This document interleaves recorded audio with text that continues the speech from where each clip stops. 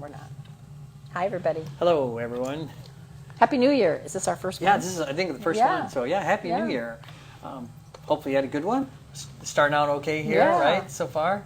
And it's Roy and Val. We're coming back to show you guys. We wanted to just show you a couple of tools that I think part of it we were thinking, oh, it's a new year, so maybe you should have a new tool, or is that what we're thinking? New toy. A new toy, yeah, right? So we wanted to show you a couple of these are made by creators and a couple of different tools doing slightly different things. So the one that you have is a cutter's mate.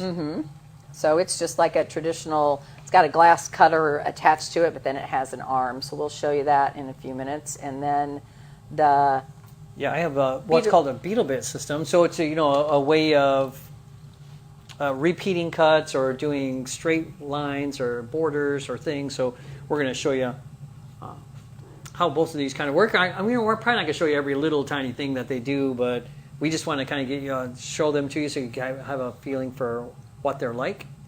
Right. I don't think I know I use this. In fact, I own one of these and I use it like all the time. But I probably use it sometimes just for the straight edges. Yeah, just for the simple stuff. They're great for straight edges. Yeah, it's great for getting things square. Because I don't know if you guys are aware of this, but like here at Delphi, like when we buy glass and it comes to us, the glass is a lot of times it's not square. And then when we cut it, we cut it based on the size that we get it. So if it's 24 by 24, we cut it 12 by 12. But the sides might not be parallel, right? So. And then that's how we cut it. So what's really nice about this is if you're trying to square something up in a really simple way, right? You can just slide the glass under. I'll show you real quick how this one works. And I'll talk about some of the other features as we go along. But this one just slides underneath like this, right? So there's a ruler at the bottom that's the straight edge for the bottom, right? Yep. And then you have this, but it has this neat little grid system too, which is where these little pegs fit in that holds this in place. So that's the other thing that's nice, as opposed to like using a T-square where you got to kind of hang on to it as you score. This is stationary, so you're not going to have to worry about pushing against that and sliding. So I think that's also kind of a nice deal. Yeah, and the other thing that's really nice is this is the cutter, right? So this again called a flying beetle. So it is. There's a cutting head you can see here. This just sits on the bar, and so you don't have to like stabilize it. Like sort of I think what you were hinting at, right? Like if you're using your own glass cutter, you have to hold it up against here, and if you tip it, you can get a kind of a weird score. But here you don't have to worry about it. The cutter is always going to be perpendicular to the surface of the glass, which is really really nice. You can adjust it, so depending on the thickness of the glass, there's a little set screw right here, and then so depending on how deep that goes in or not is where the glass cutter's at. So usually what I'll do is come in here and see where it's hitting the glass, and then I adjust from there, right? And then it's got a little spring, so you can see that when you push on it, that's where you apply the pressure. You can see how it applies on there, but usually I come up and see how if it's hitting the glass, or if I give a little pressure, I can hear it, hit the glass here, so I know I probably don't need to adjust it for that one. The other thing that sometimes is a little tricky is, the cutting head is not right up against the bar, so if I put the glass, if I'm measuring right up against the bar, I'm going to be inaccurate. So this Beetle bit system comes with this little tool. This will tell us how to. I said this like 5 times in that sentence. I don't know if you're paying attention. Well, now everyone knows. But now everybody knows. Maybe you could have got away with it. Kept my mouth shut. They wouldn't have known. So this one just clips on here, and then this tells you where the cutter is going to go. Right? That's one way of doing it. To be honest, I don't use it that much because sometimes I find it gets in my way. The other thing is if you can see this one on the back side, even here of the Beetle bit, see that little yellow triangle there? That shows you where the cutter is going to cut too. So for me, I just have it sitting on the glass here, and I can see where I'm going to score. As Val mentioned, there is a ruler down here, and so what's nice about the ruler is I can adjust it for where the cutting head's going to be. So I can loosen it up and turn it to 0. There's a 0 spot down here, and I just bring the cutter down and line it up with 0, and then tighten it up.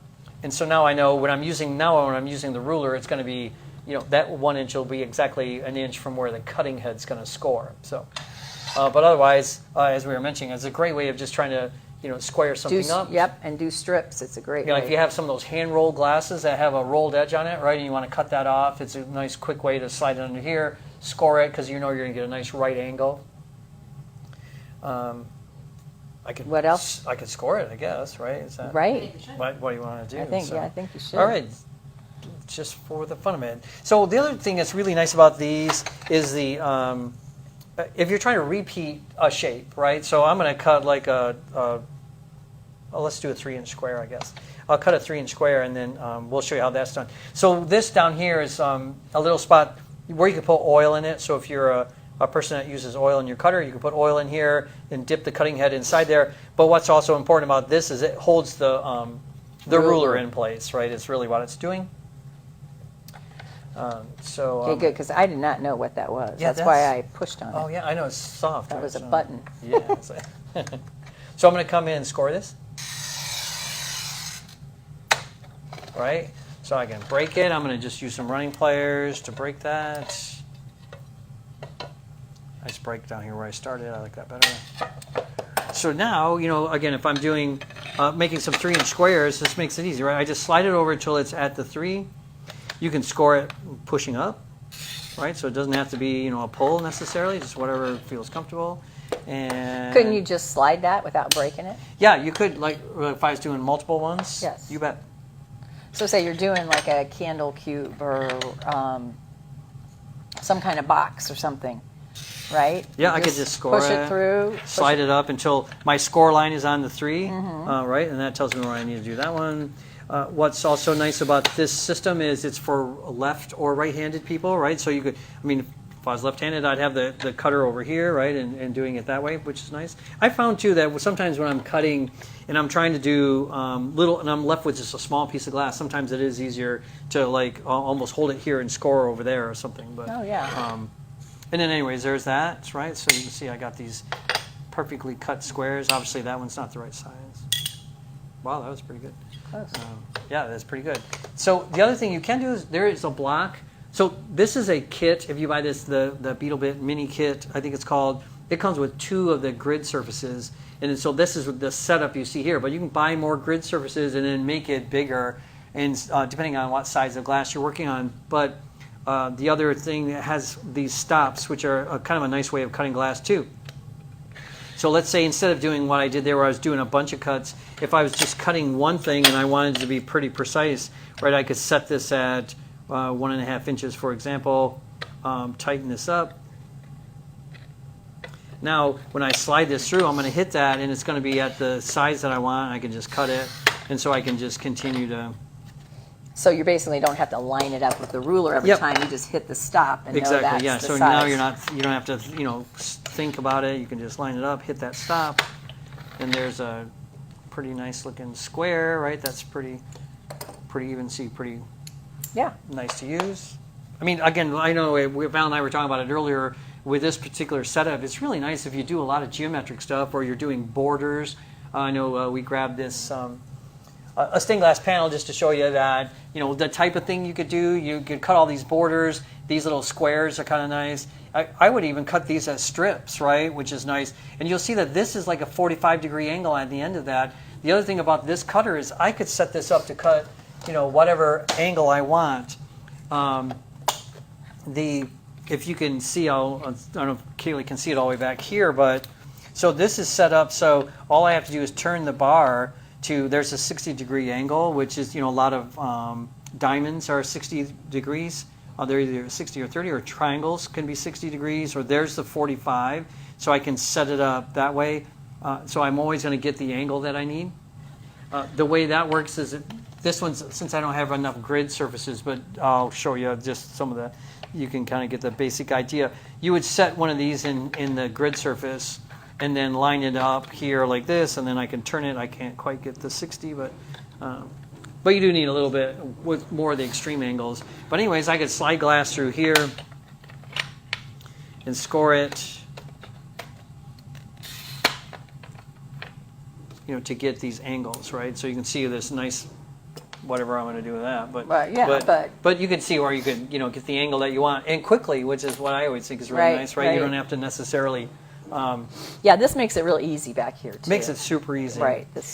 The other thing you can do too, like if you have a pattern that has triangles in it or diamonds, I'll just lay the pattern on the grid here and then move this to the angle, to the pattern, and then again that way same deal. So you don't have to second guess like, oh, is that a 60-degree angle or whatever, right? Just set it to your pattern, and then this thing, like I said, is flexible enough that it'll slide around. You can move it to the right. You can see how I can move it even subtly just to get it to the exact angle that I need, and then I can tighten it down. I can move it to another spot to get just the angle I want.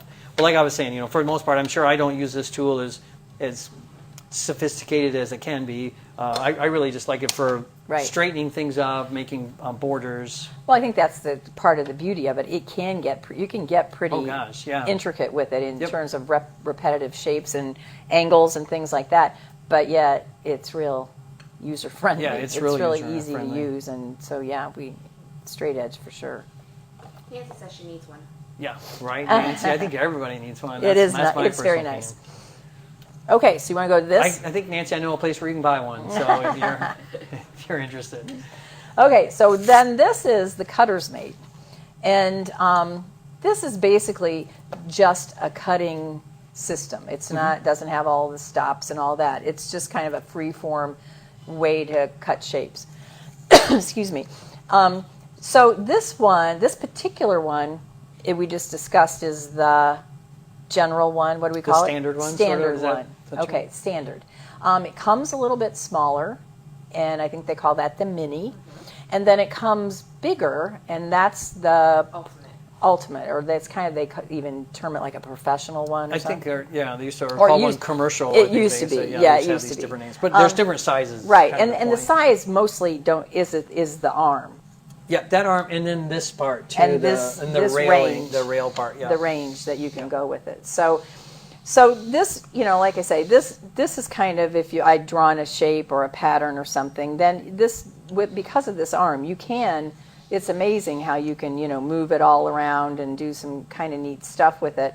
But the beauty of this, especially when we first started to sell them, the beauty of it was, especially for people that might have some issues like carpal tunnel or arthritis, or having a hard time gripping something like a small pencil style glass cutter, then you have this handle, which is much easier on any of those things I mentioned in terms of pain. So this, and it's weighted, which is I think that's the coolest thing, because it's just giving you pretty much the pressure you need. So there's not that, start out, maintain a pressure, don't, that takes a little practice. So especially if you're having some sort of arm issues, this can really be helpful. So I'll show you. We'll score a little bit, and then I just start up here, and now I'm just pulling it towards me, but you could do either. And then I'm not really pushing. I'm just guiding it. Yeah, I'm just guiding it. And so in a situation, I don't know if you could see, but like this, that could even be, a bit of an issue sometimes. But I think because of the weight and how evenly it scores, you usually don't have any issues getting these broken out. So after I say that, let's just see. And then we're going to show you another way to break it too. My pliers are a little bit open, I think. Yeah, I know that when we first got these in, one of the nice things is normally, like Val and I teach a few classes here, and when we teach people to cut glass, we always have people stand because, it really is easier to apply pressure if you're standing than if you're sitting, but this is actually one of those really nice tools so if you can't stand, if you have issues, or you can't stand for a long time or don't like it or whatever, right? That's nice about this is you can do it sitting down, because since the handle is weighted, as Val was mentioning, there's hardly no pressure to you. Val's hardly pushing right. at all. And it's very weighted. It's very weighted. So when I set it down, I usually just set it down, and like you said, I just guide it. I really am not. Can you see my fingers? I'm really not adding much to it at all. So we're gonna this one. I don't know if I can see it, but so then sometimes, right, the way they break it is with this they'll put the rubber tip back on, and then turn the glass over where you scored it, And it's just another way of breaking it out, if you can find it.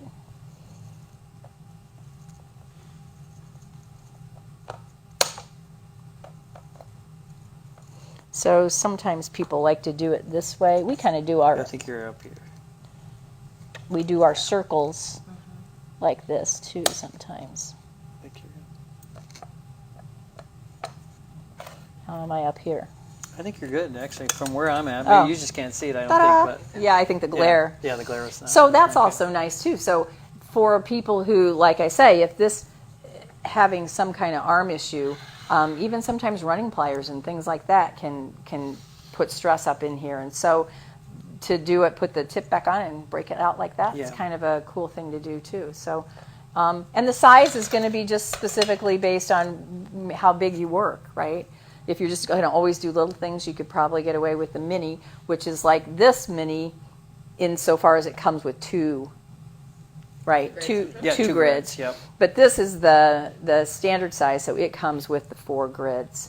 And so you can see how big of a piece of glass you can actually do, you know. Yeah.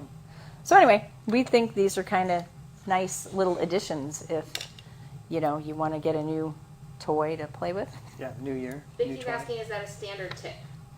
We believe she means the cutter head. Oh, the cutter head?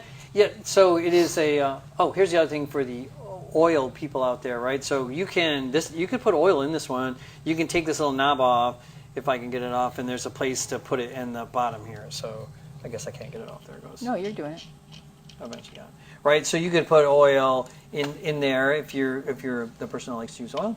And the head then is replaceable, like especially if you're familiar with like the Toyo cutters. Cutter's Mate has its own cutting head. Replacement heads. Won't replace the head, but it does. You can put that on there pretty good. Oh my goodness, I could have helped. So you can see a little screw, right? So you would unscrew that and to replace the cutting head. So yeah, so Kind of the way they all are, right? I don't know how is the Beetle bits the same way? the Beetle bit is, yeah, I mean the cutting head it really just slides in and out of there. So right the same deal. So I'll loosen it up, pull it off, put a new cutting head on it. But these are nice cutting heads. I mean, these are, carbide steel wheels, so they should last you a long time, kind of a thing. Yep. So yeah, standard tip, and we do sell the replacements. Yeah, we do. Yes. We do have all the replacements. But so one thing I wanted to point out real quick was when Val was cutting, she did something that something we normally don't tell people, right? So she was scoring and then she stopped because she was, trying to make a point, and then she continued scoring, which, normally if you're doing that by hand, I mean, we say don't do that, right? I mean, you don't score and then stop and then continue scoring because sometimes you run into an issue, but It's hard to reapply that same pressure that you already started with. But Yeah. since this one is weighted, you can get away with that. You can score it, stop, and then start up again. So, which is kind of nice sometimes if you're doing something real crazy and you got to kind of move it around or something. But Yeah. they're nice tools. Well, I mean, they're a couple They of are. our favorites, and Yes. we thought you guys might want to know a little bit about them. If you have any other questions, after we're done, which will probably be in a short time, you can always send us a message on Facebook or Instagram, or you can email us at facebook@delphiglass.com. We do answer those, so Kaylee tracks us down and we try to give her an answer. So Yep. Feel free to get a hold of us, or if you have ideas for other content, other videos you'd like to see, or other presentations or something, get a hold of us. We're always looking for ideas. Yep, we I think are, we're so- going to come back next week. We're doing something for Valentine's Day. We're going to show some heart projects. So if you want to join us then, and we will talk about different things. So for stained glass, mosaics, fusing, it won't be just one. Yeah, it one won't type just of be thing. one. So, Yeah, it'll be a few examples, right? yeah, Okay. a couple. And we'll post a reminder for that next week as well. You bet. Right. Well, thanks good. for joining us today. Thanks.